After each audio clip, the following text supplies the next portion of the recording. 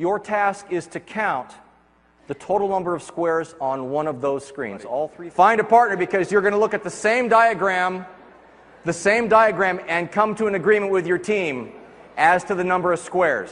You all have a partner? Take a look and see what you got. Back here, you are so gutsy. For $1, what does your team have? 30. Do you all agree? Your team agrees?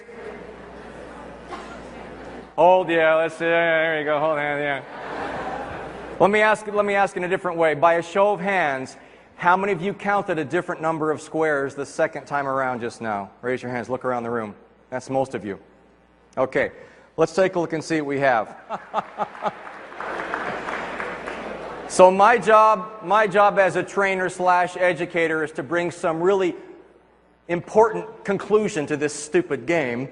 So here's the important conclusion. Remember I talked about outwit, outlast, and outplay the competition. The only way you can outwit or outthink the competition is to see all the opportunities that are out there, all the possibilities. And those squares, be it 16 or 30 or 35, whatever you come up with, those represent business opportunities or business challenges, right? And if you only count a certain way every single time, you're missing out on lots of things, whether they be mistakes that you shouldn't make or possibilities that you've never explored.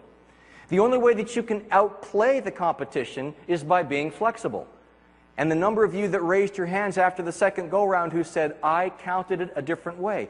You got there because you listened to your colleague, they listened to you, you trusted each other. Admittedly, there's not a lot of emotion in this, there's not a lot of politics involved, but you saw it from their viewpoint.